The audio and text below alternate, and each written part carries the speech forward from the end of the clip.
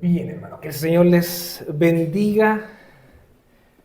Ya son 10 para la 1 ya, así que estamos bien avanzados en este culto.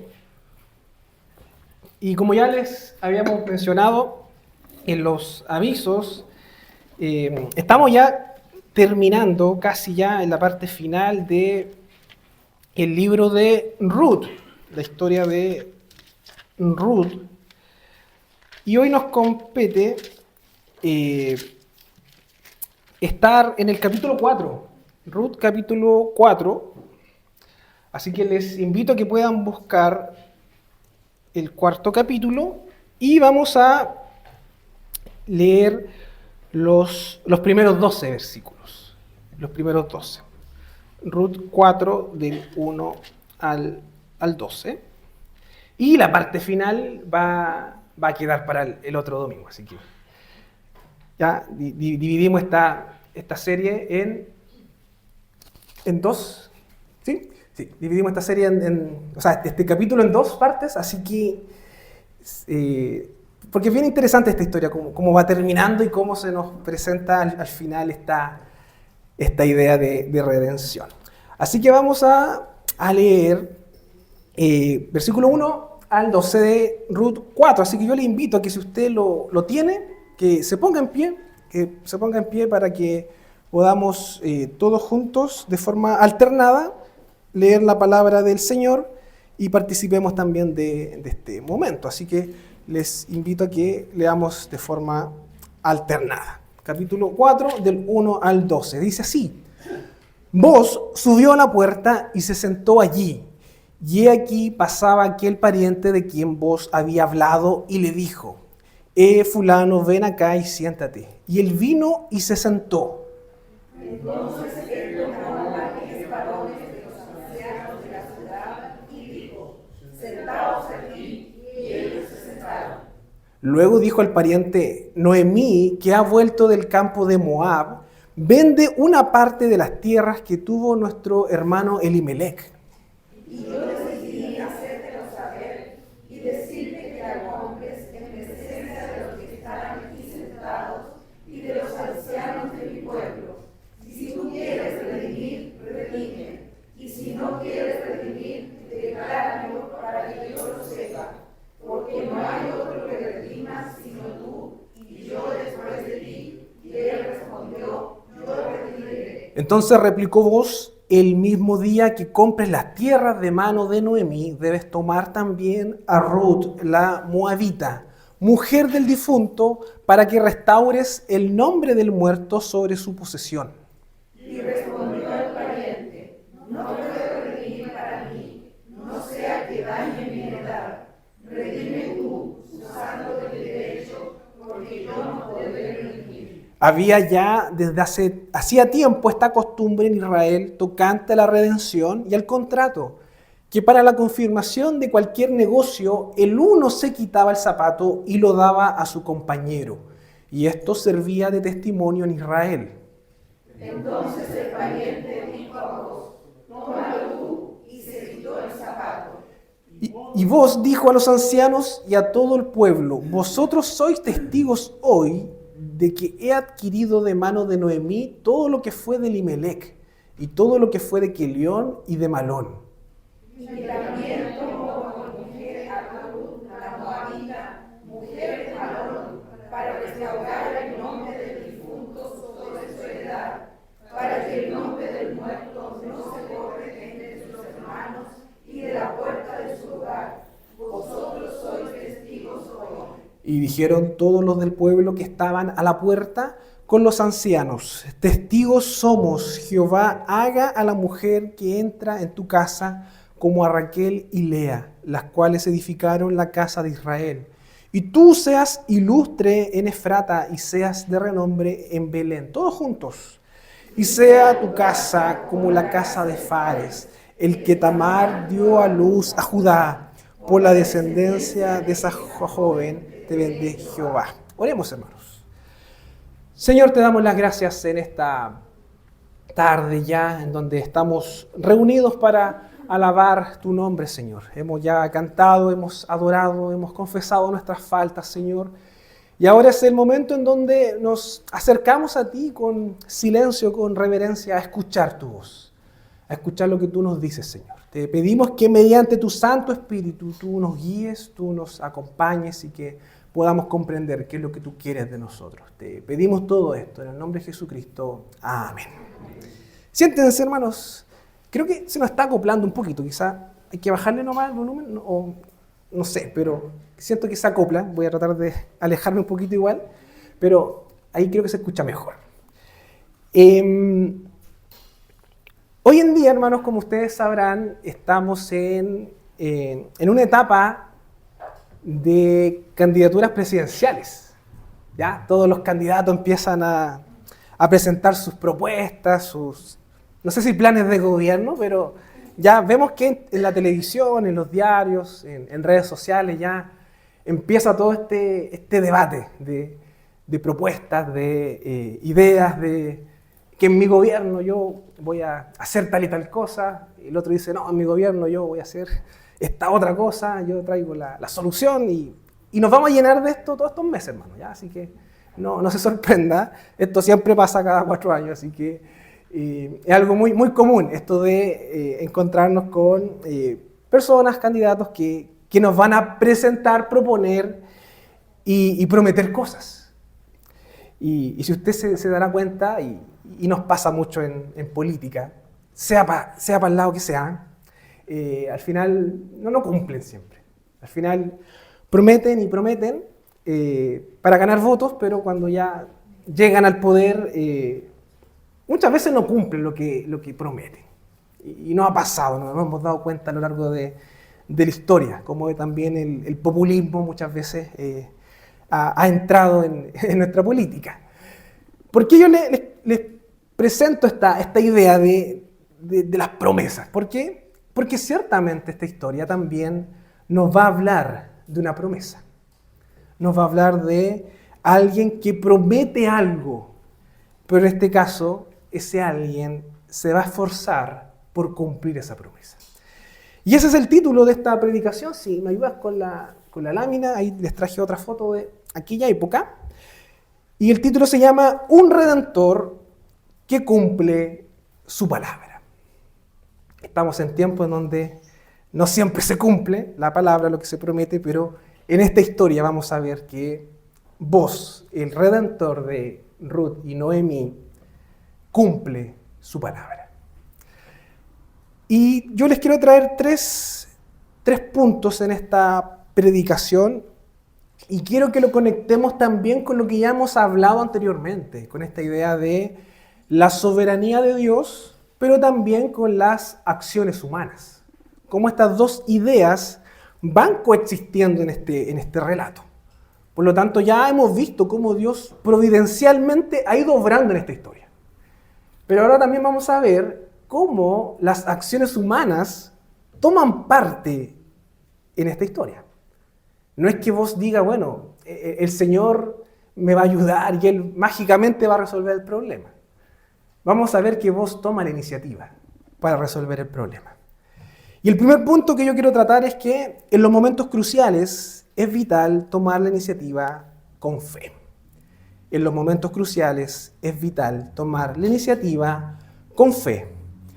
Nosotros ya estamos concluyendo esta historia, estamos ya en el capítulo 4, pero para poder entender lo que acabamos de leer, es importante volver atrás al capítulo 3 para entender por qué se da este diálogo entre Boaz y otro hombre.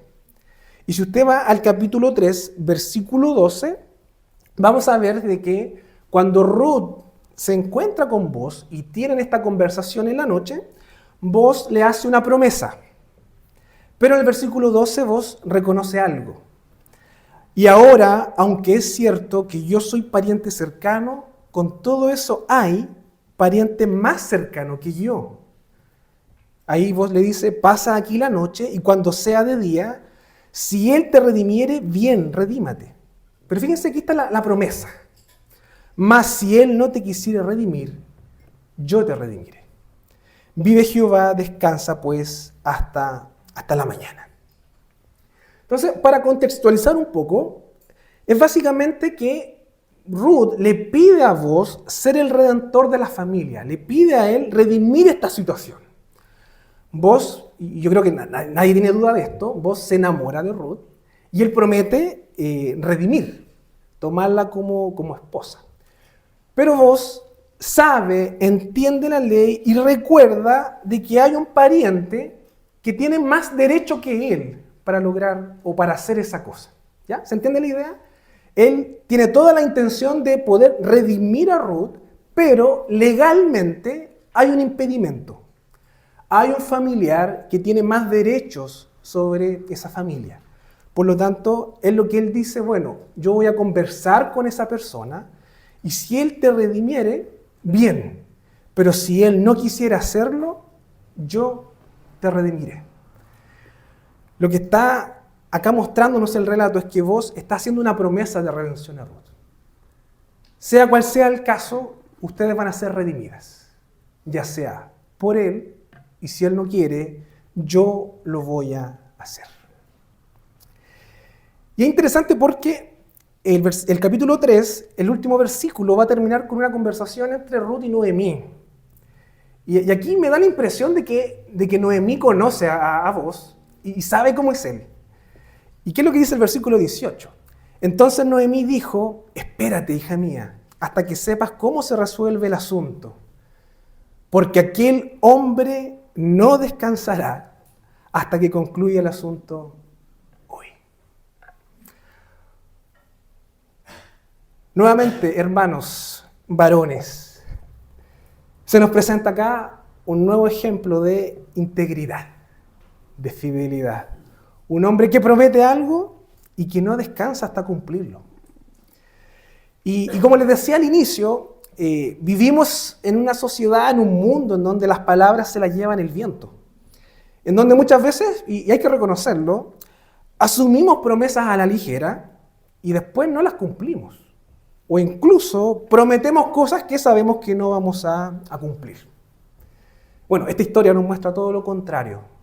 Nos muestra a Boaz, un hombre con carácter, y como diría Noemí, este hombre no va a descansar hasta cumplir con aquello que él prometió. Entonces, así termina el capítulo 3, así termina la historia de la predicación pasada. Entonces, teniendo eso en mente, ahora nos vamos al capítulo 4, que nos va a narrar un encuentro, que uno podría decir un encuentro casual, pero cuando uno ve la soberanía de Dios, es que Dios está también ordenando todo esto, en donde Boaz se encuentra con ese pariente. Versículo 1 del capítulo 4. Boaz subió a la puerta y se sentó allí. Y aquí que pasaba aquel pariente de quien Boaz había hablado. Y le dijo, fulano, ven acá y siéntate. Y él vino y se sentó. Fíjense cómo la historia no se da vuelta por otros lados. Inmediatamente nos presenta cómo Boaz va a resolver el asunto.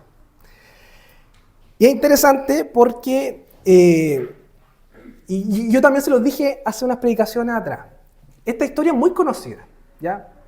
Por lo tanto, mi enfoque o mi énfasis va a ser en los detalles de la historia. Y uno de los detalles que se nos presenta acá es que Boaz subió a la puerta y se sentó allí. No sé si le llama la atención esa frase. Se sentó a la puerta, o subió a la puerta y se sentó allí. Puede parecer muy simple esa afirmación, pero la verdad es que tiene un significado bien importante esta idea de la puerta. Y para responder esa misma pregunta o entender qué significa esta idea de la puerta, vamos a ocupar la misma Biblia para responder. Y yo les quiero invitar, si es que usted puede rápidamente buscar Job, capítulo 29, que yo quiero leer los versículos del 1 al 7. Job, capítulo 29, del 1 al 7. Porque Job nos relata la historia de un hombre íntegro, pero este hombre íntegro tenía un oficio, tenía una responsabilidad. ¿Qué es lo que dice Job? Al recordar su pasado, Job está recordando su pasado. Versículo 1. Volvió Job a reanudar su discurso y dijo: ¿quién me volviese como en los meses pasados? Como en los días en que Dios me guardaba, cuando hacía resplandecer sobre mi cabeza su lámpara, a cuya luz yo caminaba en la oscuridad. ¿Cómo fue en los días de mi juventud, cuando el favor de Dios velaba sobre mi tienda, cuando aún estaba conmigo el Omnipotente y mis hijos alrededor de mí? Job está recordando el pasado. Toda vida pasada fue mejor, como diría el tópico literario. Pero fíjense lo que dice: cuando lavaba yo mis pasos con leche y la piedra me derramaba ríos de aceite. Versículo 7. Cuando yo salía a la puerta a juicio y en la plaza hacía preparar mi asiento. ¿Se dan cuenta cómo Job ocupa esta idea de la puerta y de sentarse? Si usted no lo sabía, bueno, Job está recordando su pasado, su juventud. Y Job era un juez, era un hombre de sabiduría, un hombre sabio, el cual se sentaba y la gente iba a escucharle, la gente iba a resolver sus problemas.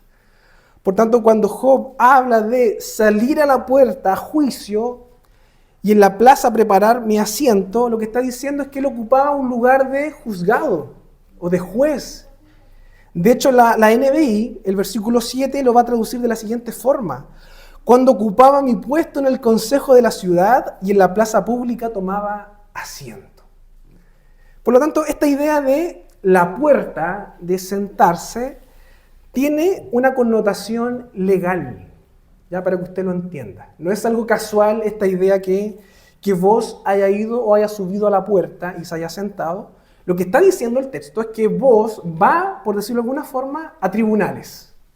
Vos va a resolver formalmente este asunto. Y él va a la puerta y va a esforzarse por cumplir su deseo.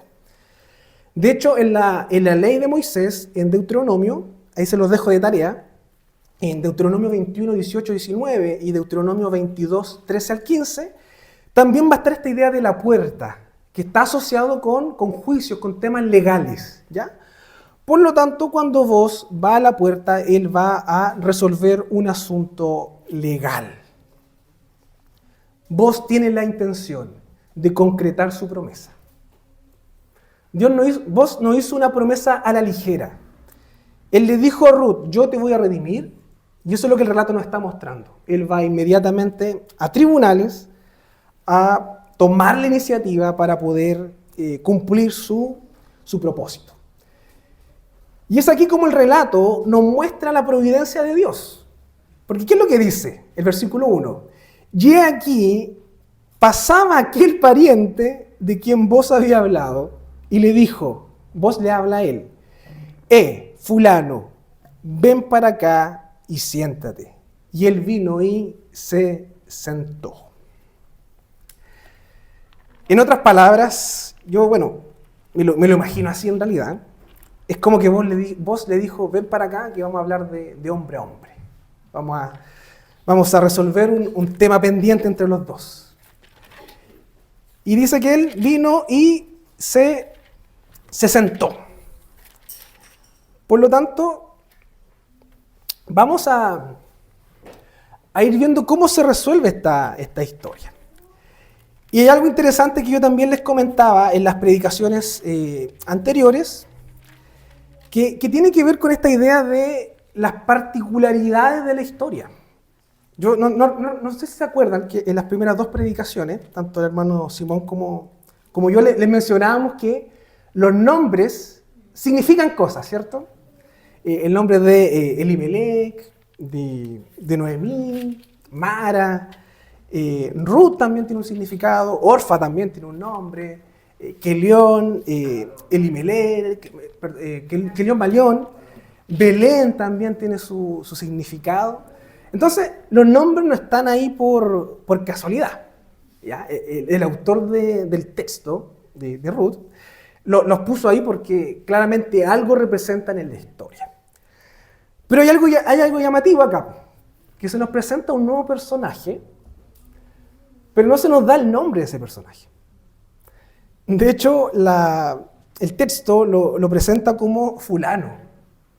Fulano. Y es interesante porque si usted va a, por ejemplo, los diccionarios como la RAE, va a definir fulano como alguien cuyo nombre se ignora o no se quiere expresar. Entonces, algunos comentaristas dicen que el hecho de que no se mencione el nombre de esta persona o sea llamado fulano es por algo. Algo había hecho este fulano o algo pasaba con este personaje que a lo mejor no era digno de ser nombrado en la historia. ¿Ya? Algunos llegan a esa conclusión y de hecho hay una teoría que yo también se las quiero compartir. ¿Por qué entonces se le llama fulano y no se le menciona el nombre a este nuevo personaje? Y es porque posiblemente este hombre estaba faltando a la ley. Este hombre no era un hombre de carácter, porque no estaba cumpliendo con su responsabilidad como pariente cercano. Cuando Noemí volvió a la ciudad con Ruth, era él, este fulano, el que tenía que tomar la iniciativa de cumplir la ley y redimir a Noemí y a Ruth. Pero no lo hizo. Él las dejó solas. Él las dejó ahí. Y ese acto era indigno ante la ley de Dios. Dios condenaba también eso. Dios condenaba la indiferencia. Dios condenaba esta idea de no querer asumir una responsabilidad con la familia, de darle generación o herederos a una mujer viuda. Y de hecho, y esto es interesante, hermanos, yo le invito a que busquen Deuteronomio 25, porque esta historia que acabamos de leer en Ruth tiene muchas cosas similares con Deuteronomio 25, versículos 5 al 10. Y fíjense en los detalles, hermanos, fíjense en los detalles de Deuteronomio 25, del 5 al 10, que es la ley de Moisés, con respecto a estos casos de muerte.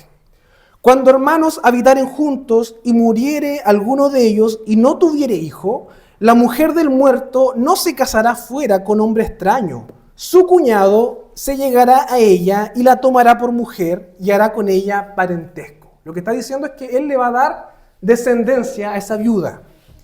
Y el primogénito que ella diere a luz sucederá en el nombre de su hermano muerto, para que el nombre de éste no sea borrado de Israel. Lo que tenía que hacer ese cuñado o ese pariente cercano era darle un hijo a la mujer viuda para que ella pudiera seguir generando o tener descendencia a través de un hijo varón. Esa es la idea.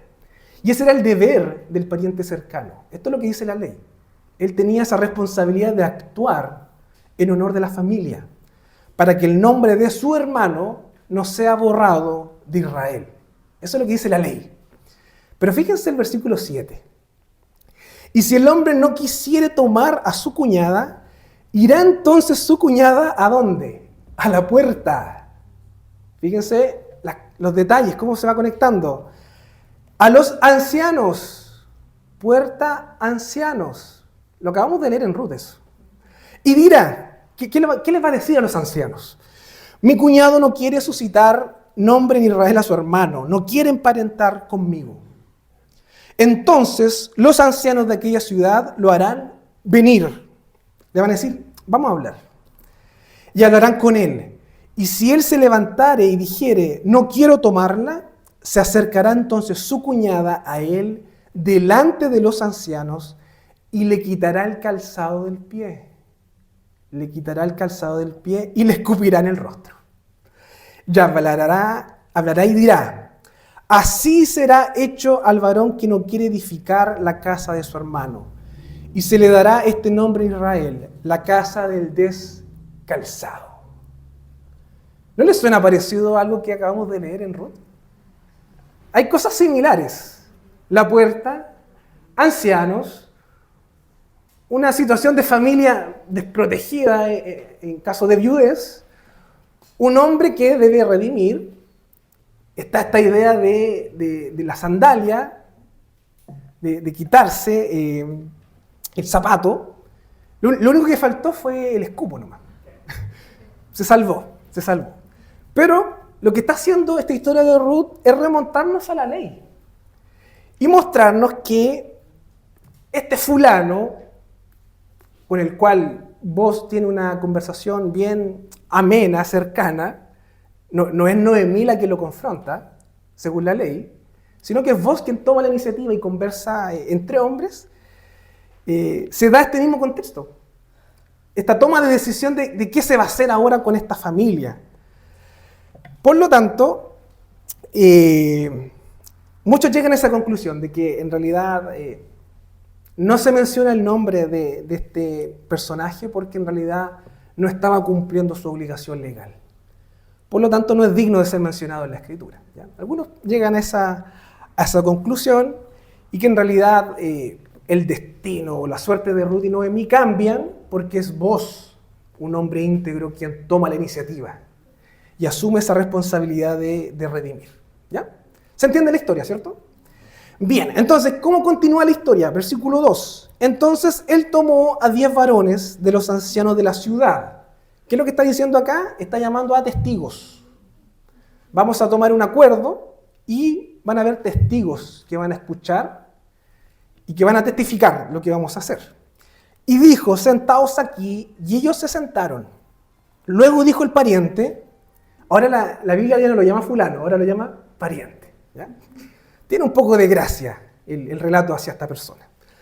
Noemí, que ha vuelto del campo de Moab, vende una parte de las tierras que tuvo nuestro hermano Elimelech. Y yo decidí hacértelo saber y decirte que la compres en presencia de los que están aquí sentados y de los ancianos de mi pueblo. Si tú quieres redimir, redime. Y si no quieres redimir, decláramelo para que yo lo sepa, porque no hay otro que redima sino tú, y yo después de ti. Y él respondió, yo redimiré. Y es interesante porque esto ya como que nos cambia los planes.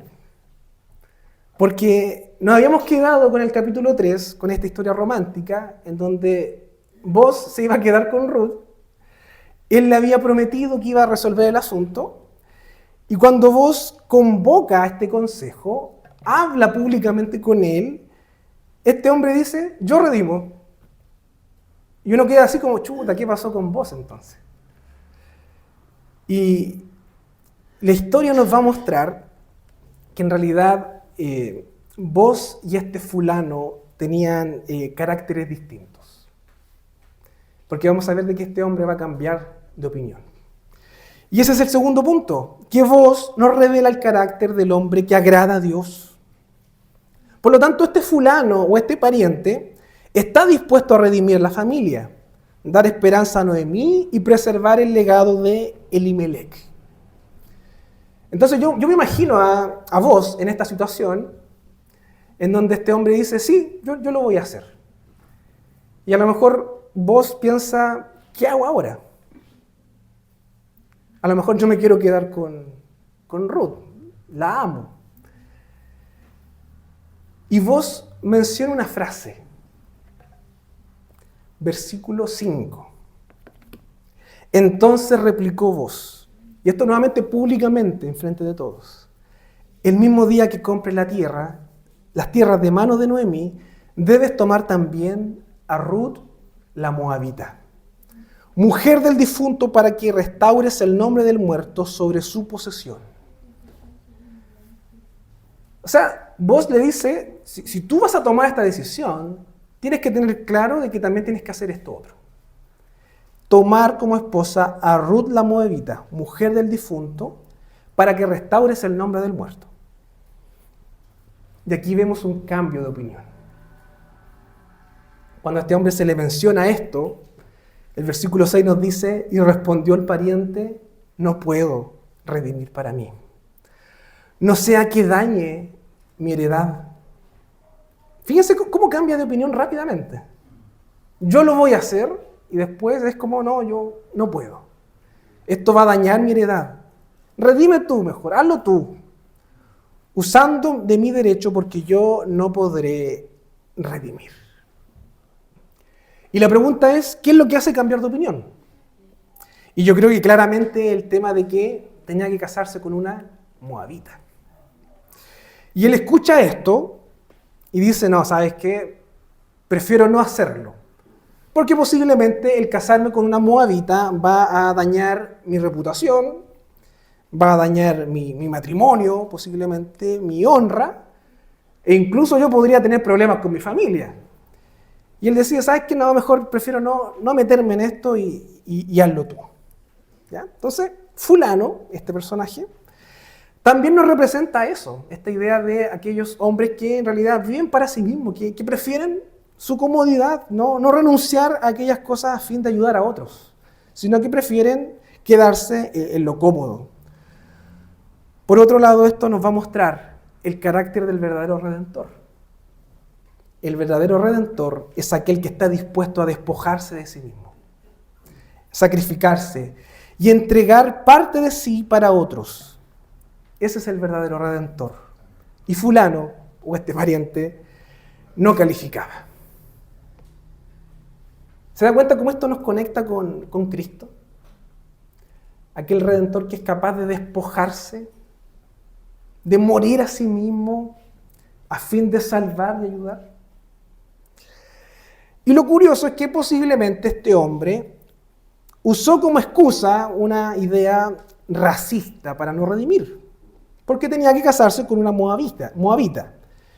Y esto era mal visto, obviamente, ante los ojos de los israelitas. Pero acá hay una particularidad, hermanos, y es que Ruth no era una moabita cualquiera, era una moabita que se había convertido al Dios de Israel. Y eso es lo que dice vos en el capítulo 3, versículo 11. Ahora pues, no temas, hija mía, yo haré contigo lo que tú digas, pues toda la gente de mi pueblo sabe que eres mujer virtuosa. Vos le dice a Ruth, todo el pueblo sabe que tú eres una mujer virtuosa. Lo que tú hiciste de dejar tu tierra, tu familia, tu parentela, para venir acá a conocer al Dios verdadero, es digno de mujer virtuosa. Por tanto, para fulano, Ruth era una mujer cualquiera, una extranjera. Pero para vos, Ruth era una mujer virtuosa. Y acá hay un principio interesante, hermanos, que yo quiero que me pongan mucha atención, sobre todo los más jóvenes de esta iglesia.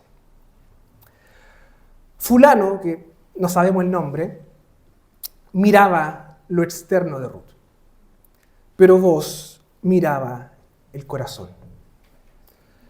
Por tanto, casarse con Ruth no era una mala opción, por el contrario, era una bendición, porque ella conocía al Dios verdadero, sin importar el origen étnico.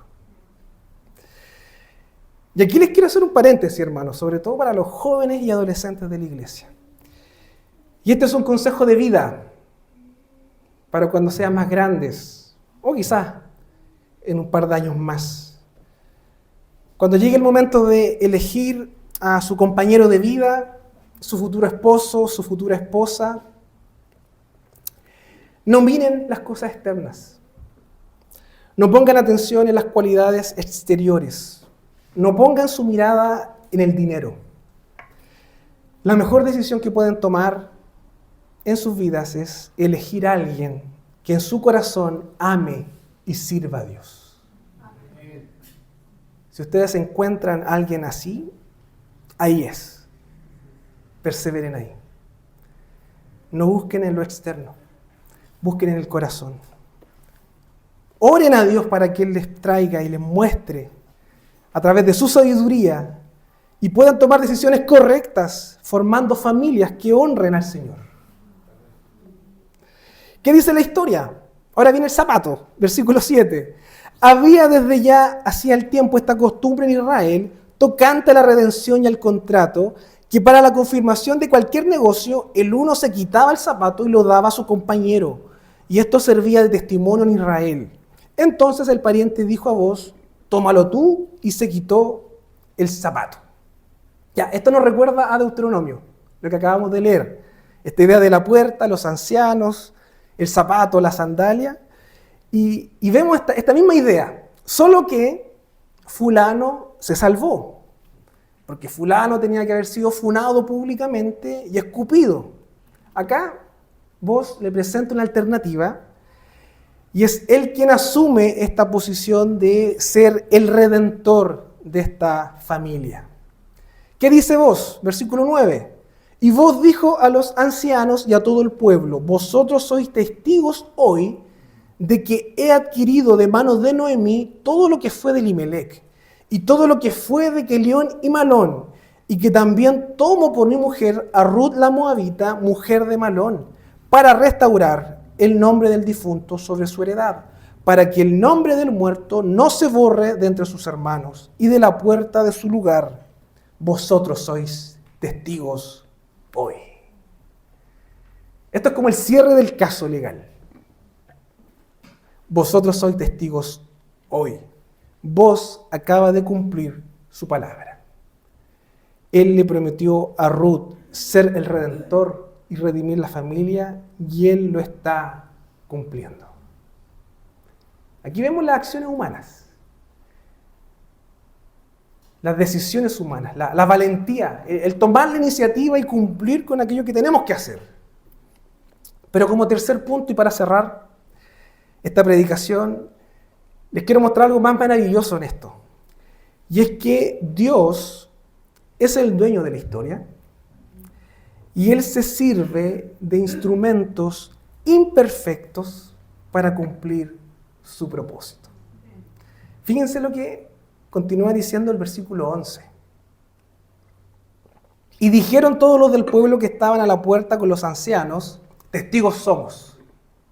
Jehová haga a la mujer que entra en tu casa como a Raquel y a Lea, las cuales edificaron la casa de Israel, y seas tú ilustre en Efrata, y seas de renombre en Belén. Lo que nos está narrando esto es que las personas que estaban ahí, es como que están bendiciendo, o están orando públicamente a este nuevo matrimonio. Pero fíjense lo que les dice a esta unión entre Ruth y vos. Jehová haga a la mujer que entra en tu casa como a Raquel y Lea. Ellas fueron las esposas de Jacob, las cuales, según el relato bíblico, son las madres, en su mayoría, de los descendientes de Jacob. O sea, Dios a través de ellas edificó su pueblo. Eso es lo que está diciendo. Y ellos están recordando esto. Ya, si usted lo conecta y quizá un poquito forzado, es como lo que le dicen a María. Bendita seas tú entre todas las mujeres. Es como el Señor te está usando para algo. Y con Ruth es como algo similar. Así como Dios usó a Lea y a Raquel para edificar casa, que Dios lo siga haciendo a través de Ruth. Y eso es lo que ellos están deseando y bendiciendo en esa unión. Y hermano, y esto es como una profecía. Ya, la próxima predicación vamos a ver por qué una profecía. Pero vamos a ver que Ruth va a jugar un papel importante también en la historia del pueblo de Dios. Por lo tanto, hermanos, vamos a ver que en el caso de Ruth, una mujer siendo viuda extranjera, sin nada de valor social, es comparada como una de las mujeres importantes de Israel. Es comparada como una de las matriarcas de Israel. Dios está honrando el corazón de Ruth, esta mujer virtuosa. Pero fíjense lo que les dice después, versículo 12. Además sea tu casa como la casa de Fares, el que Tamar dio a luz a Judá, por medio de la descendencia que el Señor te dará de esta joven. O sea, no contentos con esto, el pueblo les vuelve a recordar la historia de Dios, y en este caso menciona a 3 personajes: Fares, Tamar y Judá. Y si usted conoce el relato bíblico, sabrá de que no son los mejores ejemplos. ¿Por qué? Y esto es importante porque la historia de Ruth se parece en cierto sentido a la historia de Tamar. Tamar era esposa de uno de los hijos de Judá, ¿cierto? Ella se casa con este hijo, el cual muere, y ella queda sin descendencia.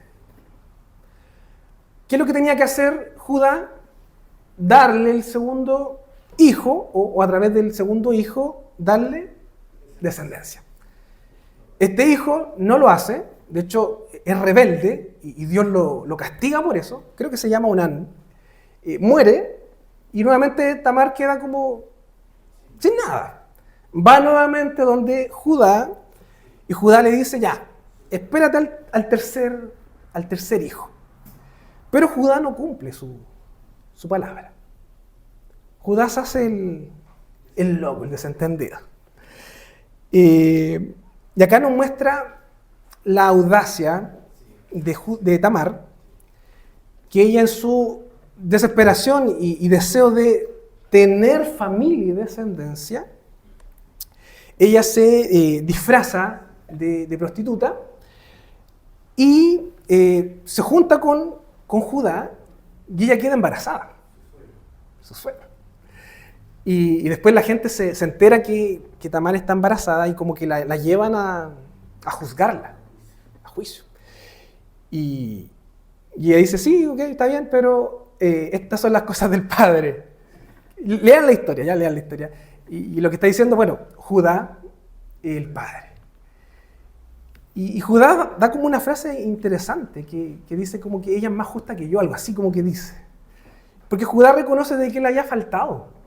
Él tenía la responsabilidad de proveer descendencia para su nuera.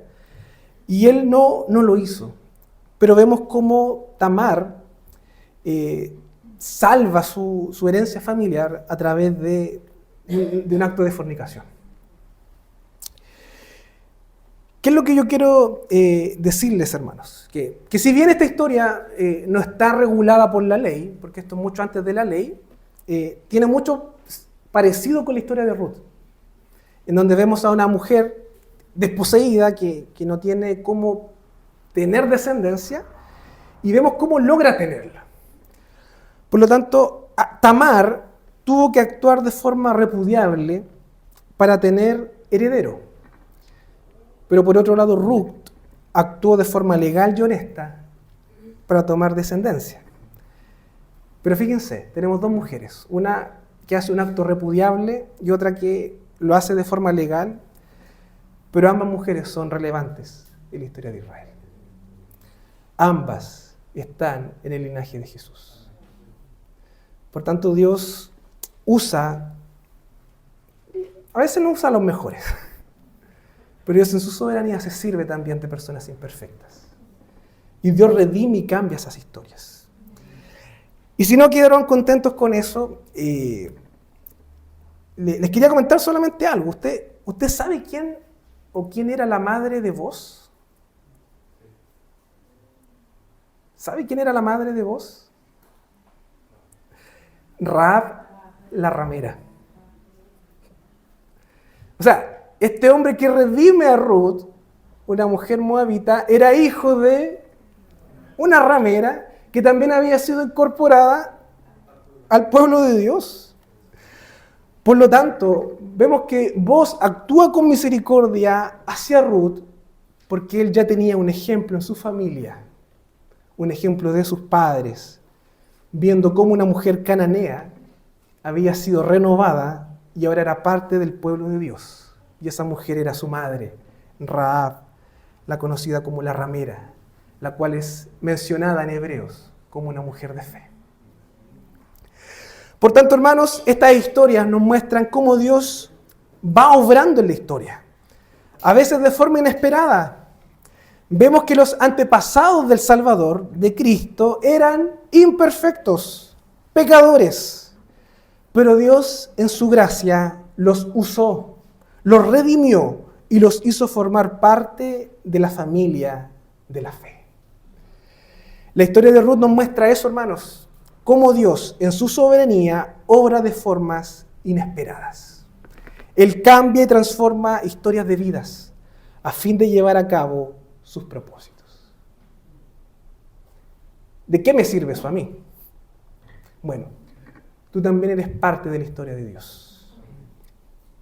No importa qué tan pecador seas, qué tan terrible sea tu pasado, No importa qué cosas atroces hayas hecho anteriormente. Hoy Dios te dice que para ser parte de su familia no tienes que ser perfecto. No necesitas tener un historial de vida intachable. No necesitas aparentar piedad ni una falsa justicia. Dios te invita gratuitamente, por medio de la fe en Cristo, a ser parte de su familia.